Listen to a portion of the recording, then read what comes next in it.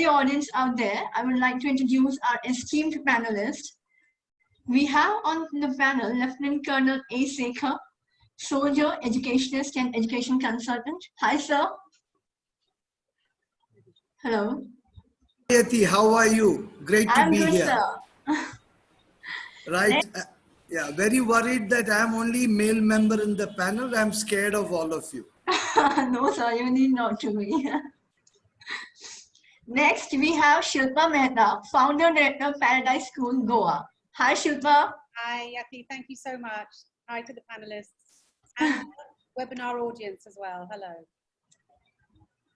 And Dr. Vasavi Acharya, founder chairperson, ECDF. Hello. Hi, everyone. Hi, Vasavi. Hello. So, shall we go ahead with our panel discussion? Yeah. So, my first question is with you, Shilpa. Can you hear me? Yes. Yeah. Okay. So, as we all know that there's a sort of flood of emotions during teenage, and the kind of youth culture that we have today promotes a life with no purpose. Do you think that aligning kids with spirituality can be a game changer? And what's your take on imparting life skills to kids during their teenage? Over to you, Shilpa. Thank you, Yati. I mean, that's a lot of questions there, and maybe that's the webinar in its own right. But, you know, I think the title of your talk today, Brave Parenting in a Culture Riddled with Worry, I think parenting should always be a question, and it should be a question to which there is no right or wrong answer. Questions, as we believe in Paradise School, should be gateways to discovery. And I am a parent to a 16-year-old, so I know about those flood of emotions, really. Yes. Trust me, I'm in the trenches with this one. Plus, I run a school for kids aged from 6 to 16 and now 18. So I see kids changing as a school owner, as well as my own child changing. You know, this idea that you can voice spirituality onto kids, I think is redundant. Have you ever tried to give a teenager spirituality? I mean, it's just not possible. You know, are they teenagers or are they terrorists? I don't know, but they're certainly vying for power. And I think what I have learned as a human being is that we have to give children power. We have to give them their power back, because we really underestimate them and we don't listen to them. And we, you know, say things like your culture promotes no value. You know, in a soul session in my school with the teenagers, when we let them set the question they asked was, is it possible to be happy without any purpose? Or do you need a purpose to be happy? You know, when I was a teenager, I was very soul seeking. I was looking for myself, and I think all teenagers are, even if they're glued to their phones and to Instagram. I think they're still looking for themselves, and we need to provide the correct support for that, whether that's educationally or as parents. I think we have to swallow a humble pill, and instead of saying, I know the answers to your life, which we don't, philosophically we do not, because we are riddled with worry, Yati. And I think we then transplant our worries onto our children, and then we immediately disable them as a result. I mean, at the end of the day, we're talking about the human race. This is the ongoing future generation of the human race. We're giving them the planet. They are going, we will be long gone. They'll be going into the 21st, 22nd, 23rd centuries without us. So unless we start treating them with respect, with intelligence, with a genuine curiosity to know who they are, I don't think we're going to go anywhere fast. So really my position is, let's find out who our teenagers are, and then let's help to open them up along the basis that they define, not what we define. Well said. Yeah. So, Colonel Sekhar, do you have any take on this? What do you feel?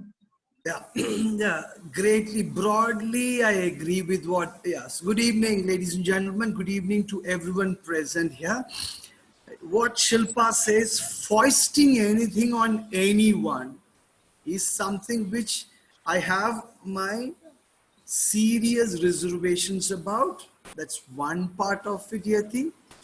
Yeah. Second part of it is, firstly, you look at generations, you look at it from Aristotle downwards, Peter the Great, when has the previous generation appreciated the next generation?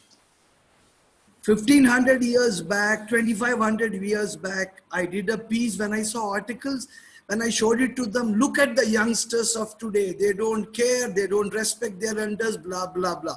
I said, Kisne likha hai? Somebody said 10 years back. I said, no, this is 1500 years back. This has been, we or whoever is generation, the baby boomers, generation X, Y, Z, etc., etc. We all believe that the generation next to us does not know what it is doing, and for sure, our children very robustly hold the view that our parents are not as dumb as we think they are to be, but closer to dumb rather than being otherwise. So that's the big perspective we have. So in that, we go preach, pontificate, give free advice, rather than be along with them. I take up the point of what Shilpa said. We are here in the 21st century. We will not see 22nd century. They will. We do not know what's going to happen in the next 5 years. We are going to predict as educators their future, make them learn what it is, foist on them a 19th century teaching system, 20th century curriculum to 21st century learners. What the heck are we doing? And as parents, are we aware or understanding as to what the world will be for them? Just look back, how often we told our parents that you don't know what you guys are doing. So therefore, this is part of the process.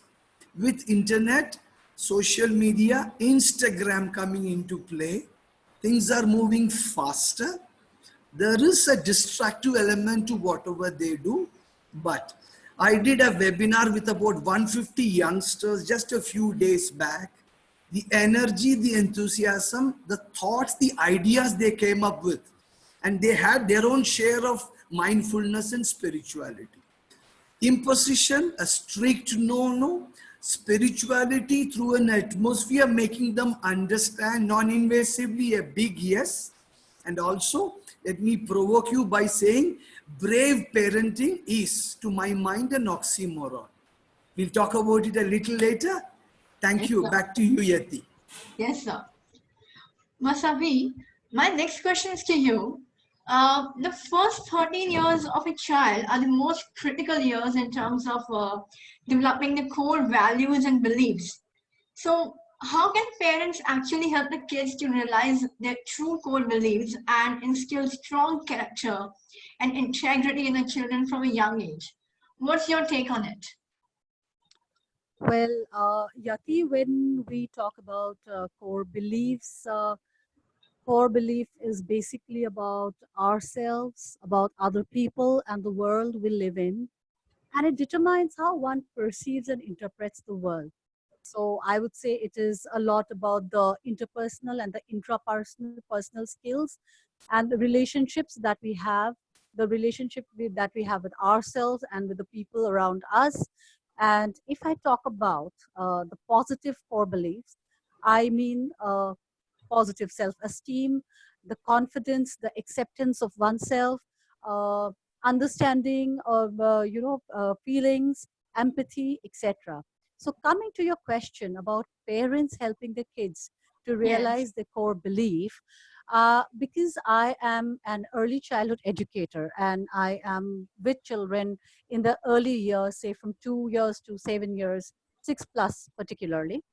And I have seen that children in these years, they learn the first, the first thing about confidence, the first thing about knowing oneself in their own ways. And, they kind of look at the parents' face to understand whether they are doing the right or the wrong. So it is the parent who is sending out a message. It's the educator who is sending out a message. And the child perceives himself or herself through those messages that we leave, in through our either our actions or our behavior or our direct verbal conversation. So I believe that as parents, we have to be very, very careful, and we should always avoid any type of competition or comparison, because that kind of, demeans, that brings down the self-esteem and all the anything that builds up the child's confidence. So I would like to, just bring this point in one short, small instance. I'd recently watched a movie, The Sky is Pink. I think some of us Yes. must have seen, most of us must have Yeah, of seen. course. Here, there was an incident where, the child cried because, he was being bullied by his friends because he painted the sky pink instead of blue, right? And Right. he told his mother that I did a big mistake by painting it pink. And the mother said that no, your sky is pink. And if you believe that it is pink, it is so. So that kind of a belief and, a deep conviction we as parents should have, and not give into the peer pressure, into the pressure of the, the societal expectations, and bring our child within that, framework. So I believe that parents have a very important role to play in building positive core values and integrity in a child, by understanding their weaknesses, understanding the strength of the child, and working on that. Yes, Yatiyat. Yeah, right. Shilpa, what do you think about this particular thing? I mean, how hard it is to really instill the strong values and strong character in a teenager when they're really not ready to even listen. Do you think it's quite hard, or I think what's your take on it? What do you feel? I mean, I deeply believe, Yati, right, that there's this model of childhood that exists in our current education system, which is that their brains are empty and their personalities are empty. And it's up to us as adults who've been on the planet just a little bit longer than them to fill them up with our values and our ideas and our concepts. I am much more interested to discover children and discover what is inside them, because I think they have an innate value system. I think they have an innate point of view. I think they have an innate spirituality. And once again, at my school, this is the process of discovery where we're just saying, come on, kids, we want to know about you. We're not here to dictate. So I think these are all really valid points, and I'm not disrespecting. Being a parent is the hardest thing in the world, and hats off to everybody. I'm just saying that my own process is to find out who children are rather than tell them who they are.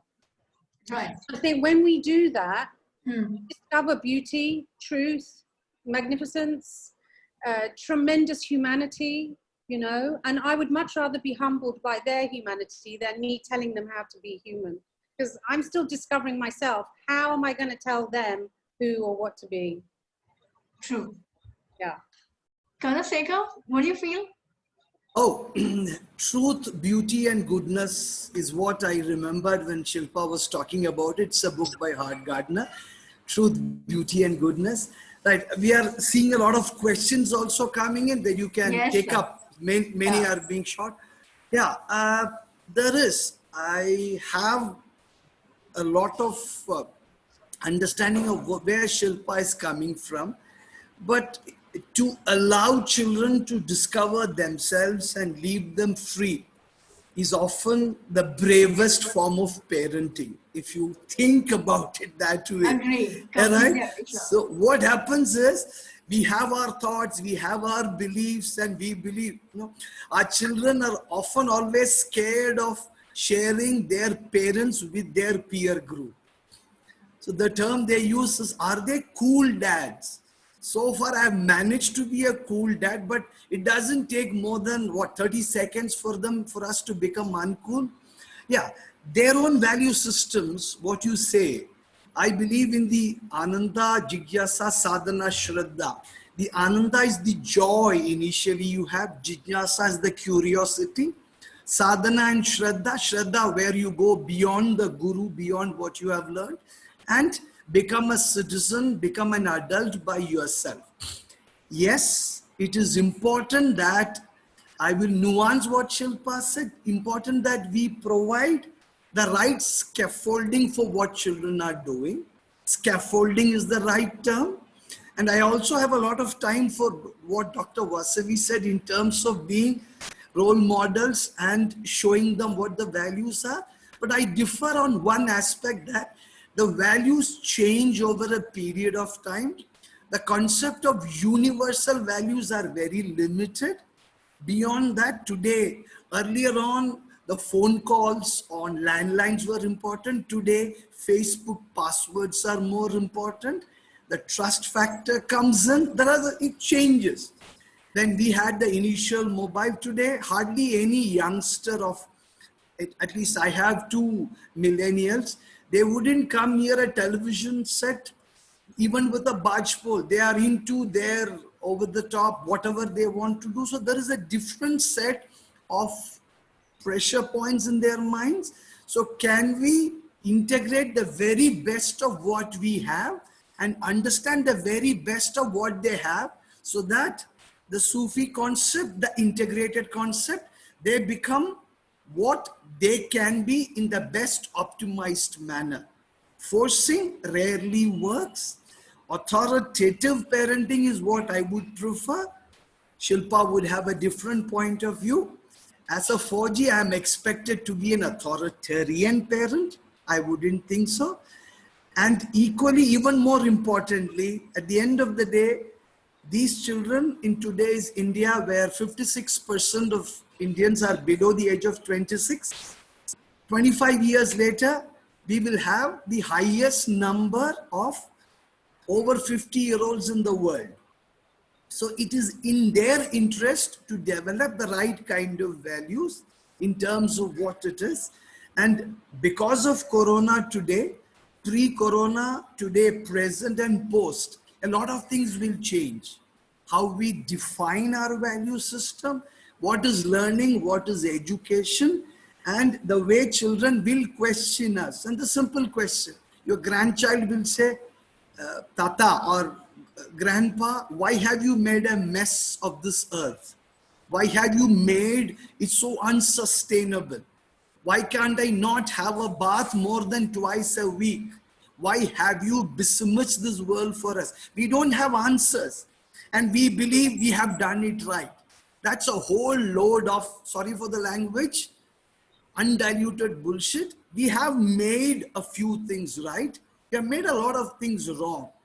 Allow them to correct those wrongs, because the future of the world is in their hands. They have to undo our wrongs and sustain our rights. Right. Thank you, Yati. I agree, sir. So there are not many questions which are coming in. Do you want them to answer now, or we should answer later? I would think that a few questions in between would generate more questions. I leave it to you and the panelists. I would think answering them in between will generate more debate. What do you think, Shilpa, Vasavi? Shall we take? Yeah, you can take a. Which one to go ahead? When there is one question on spirituality. It is for Shilpa. What's the question? Yeah, so it's spirituality is a way of living life. It is the art of managing your life's situation with a stable and positive mind. Why should only terrorists have the privilege of learning spirituality and not everyone? And this question is from Shivangi Rana, and it's for all. I'm not clear what the question is. The question is, why should only the terrorists have the privilege of learning the spirituality, as it is a way of living life? It is the art of managing your life's situation with a stable and positive mind. I mean, is it referring to me joking that teenagers are terrorists? I don't know. Yeah, I'll take it first and give the perspective. It's for all. It's for all. It's for all. I'll take it first.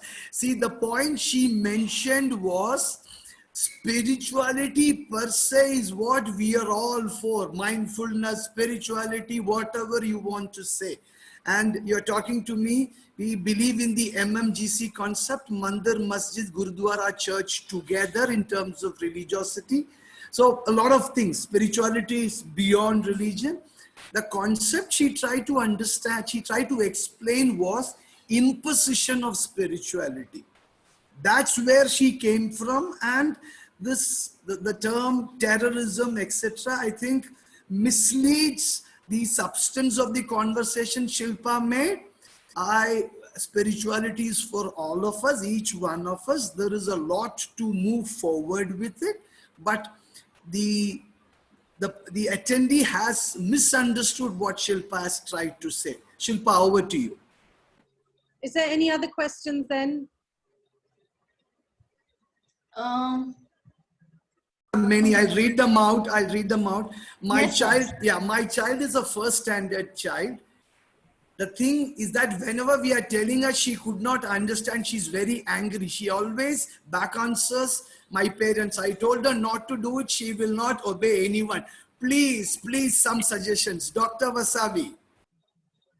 Okay, And she has a brother who is mental depression. I He wanted doesn't to like make this. this, yeah, No. I wanted to make this as a second question. Yeah. First, yeah. right. So, the children, basically, when we try to, we should try to talk to them about it, like make them understand what is expected of them. Probably, I don't know how she communicates with the child, whether if she, says that you have to do it or talk properly, talk back where properly and all, then the children today are rebels. They don't like to listen, and they are very smart. What we used to be as children, we were kind of, I think I was a very sober one. So every child is different. So I think the mother's technique or the father's technique to deal with the child has to change, should be a little different. And probably she needs to talk out with the child, speak, listen, and understand why the child is behaving in that manner, because it is very important for us to listen. It is very easy for us to talk, say. So, the parent can also try to make her listen, and try to make her, feel that you should not be talking like this. So I think some we time between the child and the parent is necessary to, understand each other in a better way, because already the child is starting to throw tantrums. The mother has to treat it in a different way. She has to use some other skills. Anybody else, There Shilpa, is you an would want? addition. There's an Yeah. additional question to that, On. ma'am, which there is a brother the child has who's got depression. He doesn't like it. Now she always fights with him. So it's a more complex thing. Maybe you can have a more nuanced answer. Yeah.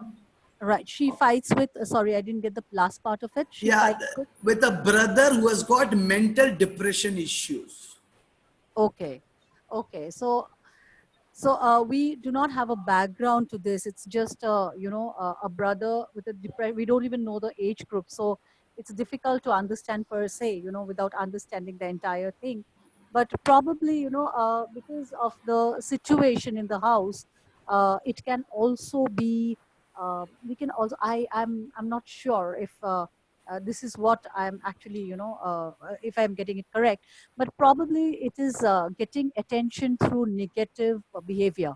It can also be a point, because if the brother has a depression, I think the family gives more attention to his condition than the girl and, the daughter.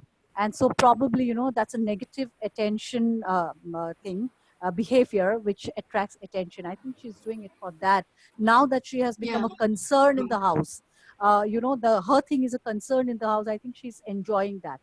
So I think the parent need to give her more positive attention, give more time to her, and I think that is going to revert, because she has to know about positive behavior instead of getting attention through negative behavior.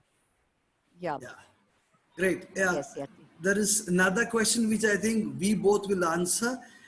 The question which has come about is, what do you think about the education system in India? How good it is, how you can move it forward? Let I think Shilpa answer it first. Is this the right way forward? What do you think about it? And what is the way forward in terms of the education system we have in India?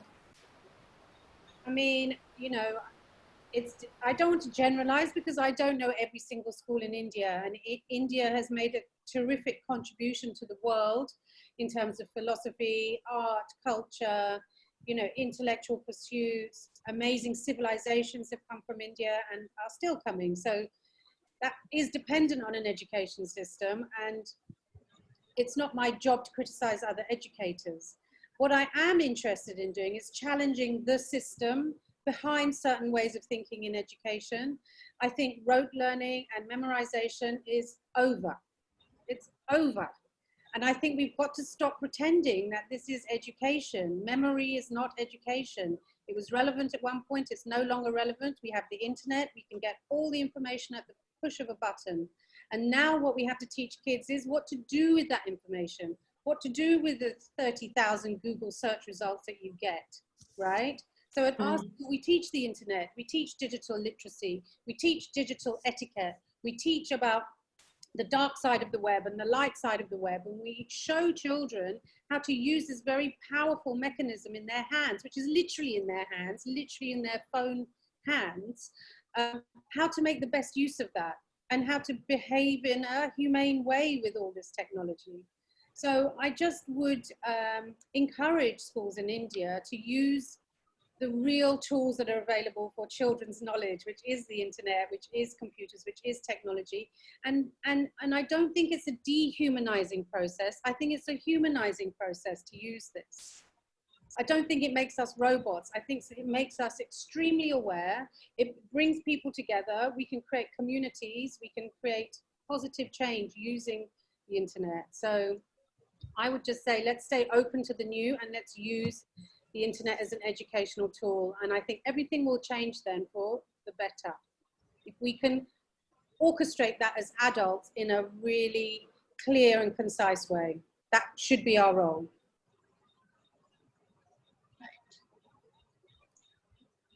Questions. Attention span of kids from Deepa are very short, difficult for parents to keep them engaged the whole day.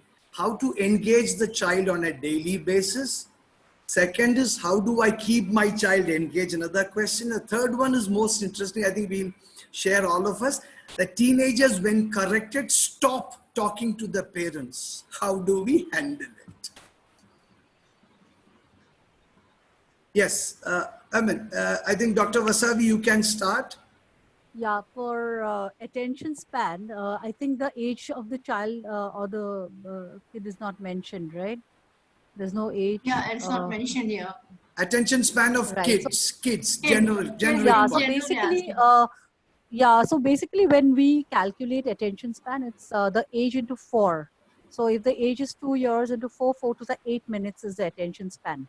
So, you know, we actually, it's, if we think that we can keep the kid engaged all the time with some activity or other, it's not possible. And now, because of this COVID-19, the entire spectrum has changed and kids are sitting at home. So parents have a feeling that we have to keep them engaged all the time. It is not so. Just leave them to their own things. I think a daily planner is necessary. A daily planner where they'll do a little bit of their work, a little bit of, school activities or work, whatever is given, some craft, some free time, some reading time. So they can, kind of segregate and some play time. So it's not necessary for the parent to all the time helicopter, with the kid around, that do this, do that, and now you are wasting your time. Because when we are working, I'm a working person, so I basically don't even get to see my kid most of the time. So now that he is home and I am home, it's not the right thing to keep, getting into their lives all the time and trying to see. So I would suggest that they do a small planner and try to implement that at home if that is possible. That is answer to question 1. And yes, attention span is less. And in today's day and age, when most of the children are into all the phone games and all that, it's even getting lesser by the day. So we have to adjust to that and kind of work on that. And I think the next question Shilpa can take, right? The last one. It's about teenagers. Yeah, teenagers, once they are corrected, do not talk to the parents. Ask us, we will both. I mean, this is, and I was just thinking, when we were teenagers, when corrected, how did it happen? Yeah. What is the question? Why do I always get the teenage questions, by the way? No, Really not on teenagers. Yeah, the previous one was on the culture and the value systems any school education system has. Now this question, teenagers, I will answer it. When corrected, stop talking. How do you correct them? Is there a way of correcting them? Are we aggressive? Do we talk to them in a language which they understand, which they appreciate? There are so many things happening in an adolescent when they cross 13, and there is something which we always said. If you want them, I'm in Bangalore, if I want them to go to Bombay, I will tell them, please go to Kerala.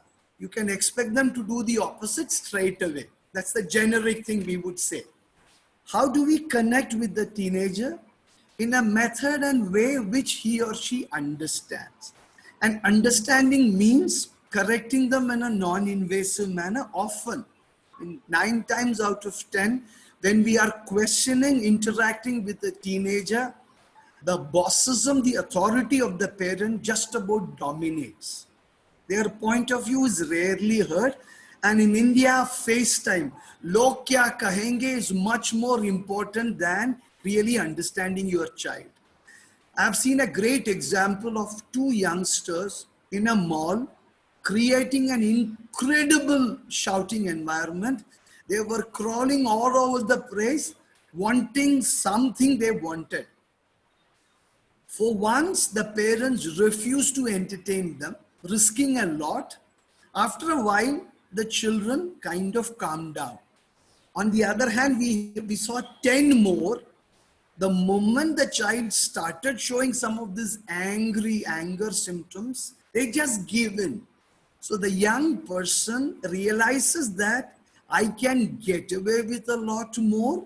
The quiet, persuasive way we have kind of forgotten because we bring in our stresses and thoughts into it. So my own response to teenagers not talking to you is, it's our fault, not his, not hers.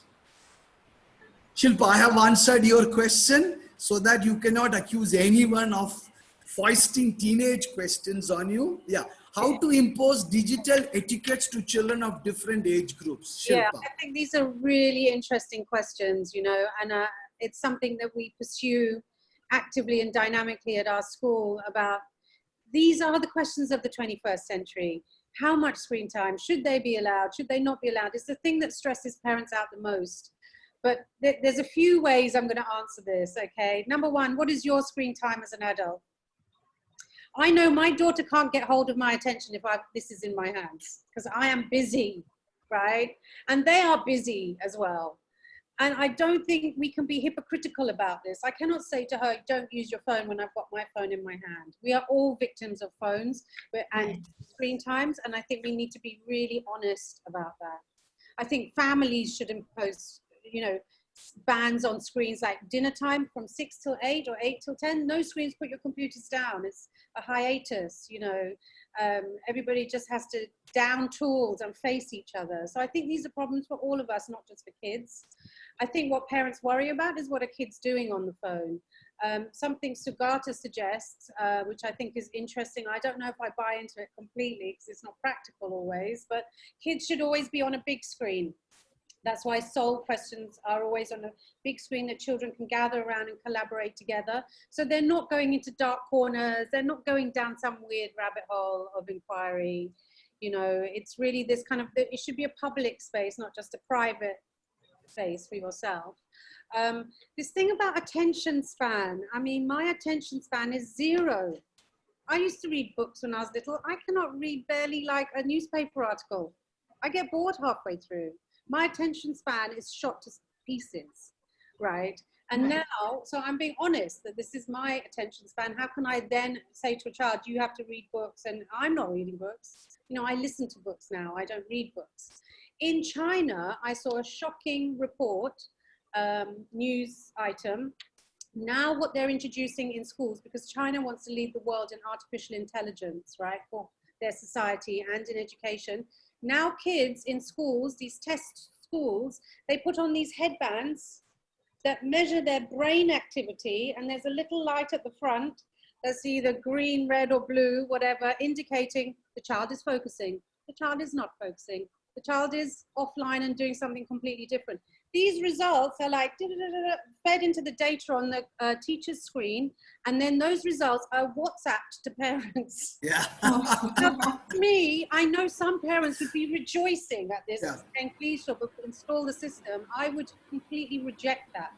I would reject it hard, because I don't think we should be controlling and attempting to manipulate every single brainwave that goes to the mind of a child. Can they not have periods of boredom? Can they not have periods where they're lost? Do we not find God when we're lost? Talking about spirituality. I mean, what is the shame of having a brain that's doing its own thing? I agree. Shilpa, but what like today kids have their social life, but that is in a social media world. So what's your take on it? Because of they're continuously on their phone, so they do have a social life, but that's into the social media world, but not in general. So what do you have to say about it? I mean, are you all doing the same thing? Please, Colonel, tell me, what do you think about No, I will counter this question. Yeti, you are the youngest of all of us. Yes, sir. You are the one into it. What do you perceive? How do you answer this question when your parents are asking you questions? You are spending this time, that time. Does your brain go into Mount Vesuvius volcanic eruption? Are you extremely calm? Dad, mom, we are right. You are doing this. How do you respond? Let me counter you rather than you questioning us. Yeah. Okay. So I have a mixed response. Sometimes I do listen to them because I've been raised like that. I really love spending time with my people. But at the same time, I do have sometimes like when I'm using my phone, I don't want to listen. I don't want to answer. And I have this, okay, please let it be. So I have these mixed emotions, but not every time I'm like this. Right. On the lighter side, once this lockdown is over, the ophthalmologists, the computer operators, and the psychologists will have a field day because they are going to make tons of money. And again, I hope adults are there. In about 10 to 12 months, the gynecologists will also have a field day. These things would happen, one part of it. However, there are 2-3 questions which are coming up. How do I explain to kids tough time? How do I always tell him you cannot always come first? That is one question which has come. Another question in the question thing, I'm a stay-at-home dad, a decision I don't regret. However, my daughter's psychology has changed. She's 11. She's first tried telling her classmates what I do. Then she went into a shell now. Her grades are perfect. How do I make her try again? Now she doesn't have friends. She doesn't want to talk to anyone. This is a moving question. A stay-at-home dad. Now, this is the real challenge. The society doesn't accept graciously a stay-at-home dad. The child is unable to converse. How do we tackle it? Dr. Vasavi.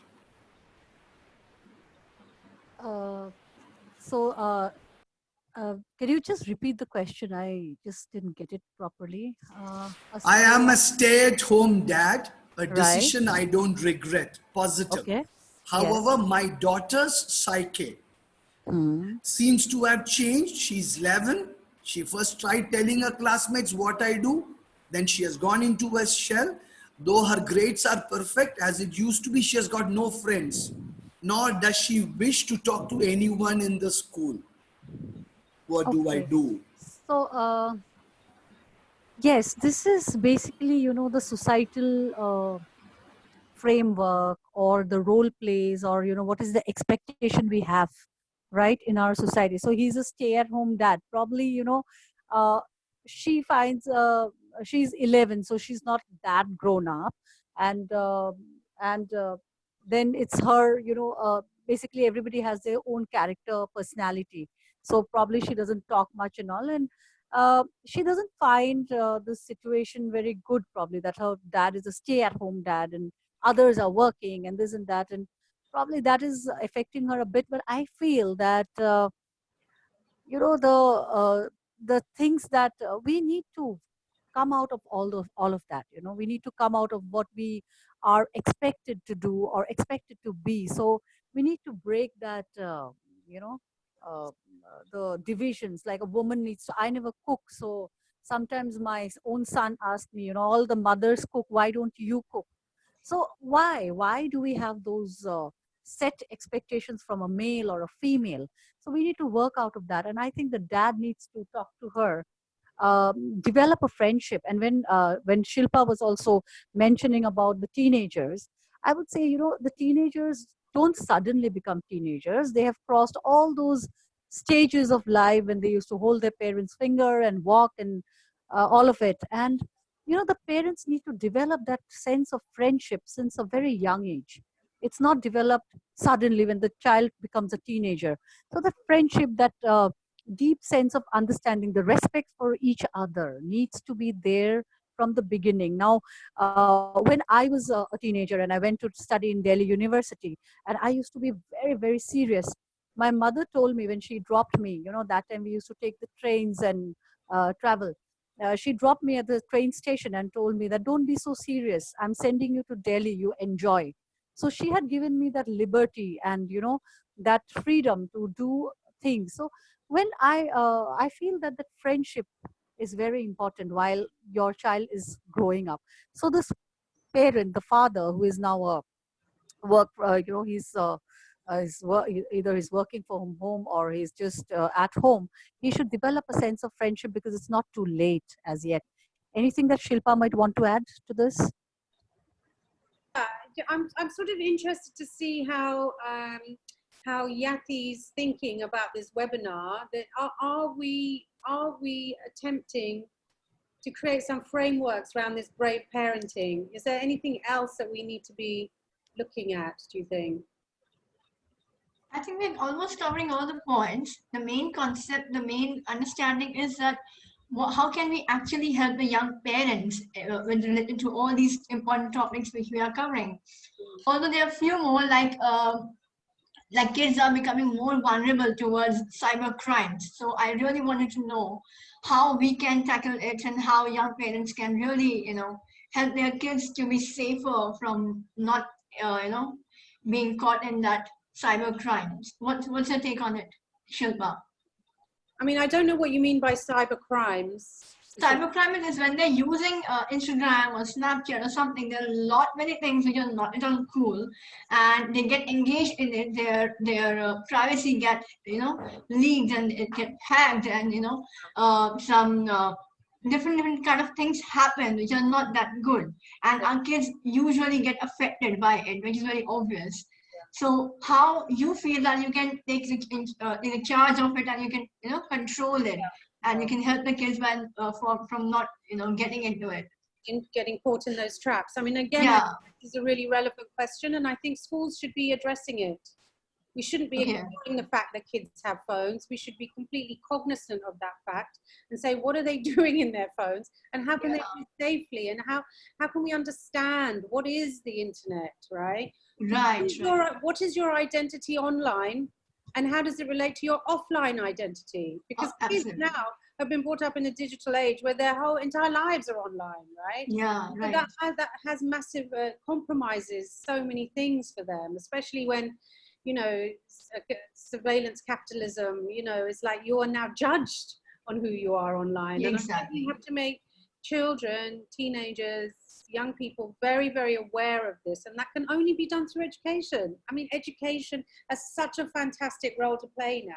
If we stop ignoring the fact that kids are glued to their phones and glued to the internet, we have to say, look, this, you know what Sugata says, Colonel, you'd be interested to know this, Sugata Mitra, what he says is, this teenager with the phone it's become fused into their hands. They become a new person. They're sort of part human, part phone, right? So we don't have the internet in our eyes then. So I think we have to teach kids about their identities online, where are the safe places to go, how to engage. And, I think there's such a positive side to it, Yati, like how to create amazing movements and communities and express your art, express who you are through the internet as well. Wonderful. Yeah. So the thing I worry about more is not the internet. I'm not scared of the internet. I'm not, kids are born with digital DNA. I'm excited about those things. The thing I'm worried about, and I don't have a handle on, and which the doctor there has been attempting to answer these questions, is the mental health of children. Right. They are so stressed and pressurized by education, by exams, by what our value system is. We are imposing it on them. The pressure is real intense, actually. Really, you mentioned that Yeah. in some of your questions, I think, that this intense pressure Yeah. that is kind of tripping kids off the edge. I think that's really where we should be coming together as adults and parents and saying, what can we do? How can we support? How can we relieve some of this pressure? What is really going on inside the minds of children? Why can they not sit still? Maybe kids are not meant to sit still. I mean, do we have to label that as a mental illness? What is a mental illness in a child and what is not? Not having attention to read a book is not a mental illness. It just means they want to do something else. They want to climb a tree, so let them climb a tree, right? So I feel really, I feel more concerned about those things because I don't want sick children.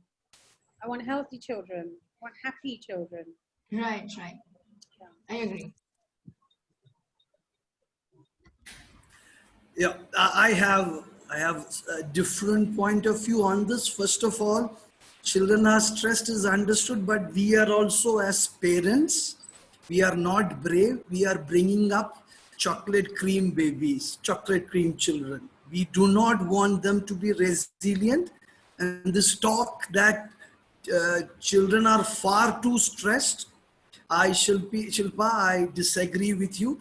Some of it is self-made and we go overboard with a lot of things. But in as far as I see it, the ability of a youngster or whoever it is to withstand a certain amount of pressure is part of the process.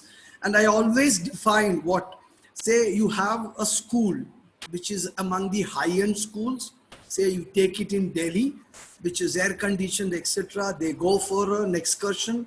There is also a municipal school which also goes for an excursion, not in an air conditioned vehicle. Suddenly there is rain. The buses cannot move forward. Internet connection is off. You can bet your bottom rupee that the parents of the high-end school would besiege the police commissioner, while that of the municipal school will get down from the bus and start walking quietly to their homes. So the point which I'm trying to highlight is we are mollycoddling our children much more than it should be. And in that, double income, single kid, double income, two kids and all kinds of stuff. Let the children get what we have not got, all kinds of stuff. And I see that happening. It's when a parent in a school today, if you're a principal, if you have about 1,000 students, you will get about 200 emails from parents saying this is right, that is right.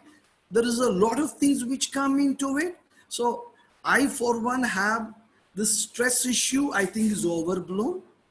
The cyber security part, it is real. Yes, 8 out of 10 messages the youngsters share with each other, there is a significant amount of sexting in it. These are numbers which we are aware of. Yes. In my home state of Kerala, the mobiles have been used to such an effect that they have taken photographs of their parents in various inappropriate poses and put it up, and that has come up from the most rural parts. So it's an issue which is now under the surface. It's going to blow up, and that's that part. Because of internet being available everywhere, it is giving rise to a new kind of crime. It is very important that our children are educated onto it. They understand what it is. That would be my take on it. Right, so Wasabi, what's your take on depression and anxiety, which has spiked over the last few years, and there's a constant fear parents have that how to deal with it when their children are going through it? What your suggestions on it? How the parents can really deal it with bravery, because it's an alarming So stage. if we look at depression and anxiety, that has been a major concern as of now. My own sister, she's practicing in Mumbai as a cognitive therapist, and she's seeing that there is a continuous flow of teenagers to her chamber, for consultation, for depression, for anxiety, for either addiction, be it screen addiction, be it some other forms of addiction. So basically, see, if you look at depression, depression it's basically a state of mind, and sometimes it's also due to the secretion in the mind, or sometimes it's due to other things like pressure, expectation, over expectation from oneself, underperformance, lot of things, bullying, anything can get somebody into depression. Now, I would suggest that if the parent sees the signs of depression in the child, we probably can help the child to some extent by talking, by sharing, by trying to extract the reason. But it is also very important that we go scientifically about it, because probably every parent do not have those techniques to deal with such. So in that case, we need referrals. In that case, the parent may consult a psychologist, where the child can be taken, can talk with and answer and show the problem. So I think all the schools have a psychology in house, to talk with children, to counsel them from time to time, because this is a problem, and it's increasing by the day. Right. So schools are helping children a lot. Schools are helping, again, ADHD, attention deficit. That is a problem that is very common in these days. So the counselors in school, they are helping, and if it's a major case, then probably they should take the help of some other professionals as well. And coming to that question about, I think we got a reply in the chat from the dad, from work from home dad. So it's not a problem with the daughter is not minding that, but she's unable to make friends. So that is his concern. So I would advise him to, bring her friends, bring her classmates to the house, call a small party or something, and, build up that rapport that she has lost. And I think parents have a great role in doing that. And I would also advise, because uh, every individual has a lot of influence by the friends they move with. So I would advise parents to always have a point of contact with the other peers that the child is engaging with. That is my advice. I don't know how, because I usually, I'm very friendly with my son's friends, and they would feel free to talk to me and call me and ask for a solution, XYZ. So, it is very important that what kind of relationship, what kind of friends they have. Are they positive? Are they inspiring? Are they pulling them down? Because these children nowadays don't share much. So that is a way we can, keep a track. Because parents Right. need to, we have a generation gap, definitely. But we need to keep a track of what is happening. What are they exposed to? What are the kind of talk they are having? So I think that works. And for the dad, I've given the answer. So I think he must have Right. heard me. Can I just Right. pick up of that from what the doctor said? I think they're really interesting points, and many things that we've created in the school surprise me in a positive way. But something that's really come out of this culture at Paradise is that we have a very young faculty, and their role with our kids, especially as they grow up from primary to secondary kids, and go from little children to young adults, is that they lean on my teachers as older brothers and sisters. And I think there's tremendous benefit in that. I think kids need to talk to people other than their parents. I know I did when I was little. I had a favorite auntie, and I knew I could be really real with her, and she would be really real with me. And it was something that my mum and dad couldn't do, because they have a certain role. They are my managers, whereas an older adult can be a friend. So I think we should encourage support systems for our children to be able to talk to other people. We don't have all the answers, nor should we. We have a role to play. We have to keep our kids safe. We have to keep them fed. We have to keep them on routine. That's kind of our job. We can't then also be counselors. I mean, hopefully, I hope, as my daughter gets older, that I will go from being her boss to being her manager to being her friend, right? That's the trajectory of parenting that I would like to take. But in the meanwhile, while we're a little bit lost at sea over these issues because of her age and maybe because of my age, I want her to have a network of people that she can rely on, that I trust, and I know that they're going to give good, sound answers to her. So we don't, I think as parents, brave parents, I think we should share the parenting, Right. right? That's a good idea. So we are coming to the end of this webinar, Yeah, and we have this. I have to add something to this, Yes, Yati, sir. if you permit me. Yes, sir. Yes, sir. Yeah, I pick up on the word trust, and I'll give you the military army background to it, and that's something which has always bothered me. We were really looking forward to it. Yes, sir. Yeah, inside the armed forces, we start off from a position of trust. And because of that, there is so much of conversation, open conversation within that system. I wish that all of you find a little time to listen to Nidhi Razdan talking to the wife of the officer who laid down his life for the country, Colonel Ashutosh Sharma. The poise, the dignity with which she responds. And it's a very beautiful statement. I'm sorry that you have lost your husband, she says. Please don't say that, Nidhi. Please honor the sacrifice my husband has done for the country. And I thought it was a very wonderful way of a mother, a parent, somebody from the Fauji background, accepting what it is with great equipoise.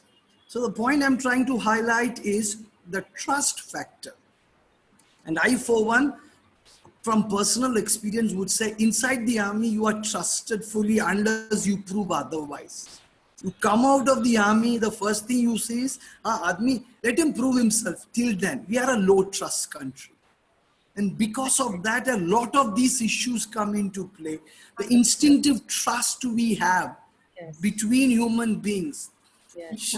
Shilpa is there. Shilpa is doing something. Let me believe what she says unless she proves. Otherwise, नहीं यार, वो गोवा में से America से आई हुई है, वो अपने आप को क्या समझती है? That line should change. We must trust her. There would be something wrong which she's doing. Obviously, none of us are. The older we are, the more mistakes we have made. But the one thing I would repeatedly tell parents, say, I do not know. Say, I am sorry. Say, I have failed. Say, I respect you. Say, thank you. Hallelujah. This I use it. These Hallelujah. 5 things really matter. And that's such a brilliant way to wrap up the session. And I think you perfectly articulated what I was trying to say in all my various points, that let's trust the children. They are the future of the human race. They are our flesh and blood. And let's, together come up with these answers. So yeah, I think that's wonderful. Wonderful what you said. And We have a few interesting questions in the chat. Yati, while Yes, you sir. come up with the ECDF, small briefing, I would want to take a question. You just get ready with that while we wrap up. But one interesting question is, winning and losing is part of game. This is my main mantra of life, which I believe. But how to explain to kids? It's tough thing for a kid who always comes first and not ready to accept third or second position. When the kids are more hyper about doing well and performing and all of that. So how would a parent explain that? Who would want to take that? Colonel, would you? Repeat the question, ma'am. I just got distracted. My coming- apologies. For the parent coming, doing too good in life or not doing too good in life doesn't matter. That is not his mantra. But for the kids, it's difficult, they are always toppers. And if they come second or third, they get, upset.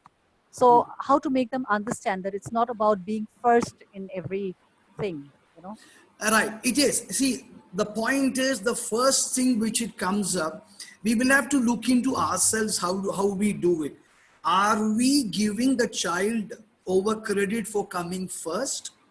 Are we dealing with the child? A child comes, scores average when he comes home. Do we give that child unconditional love and support?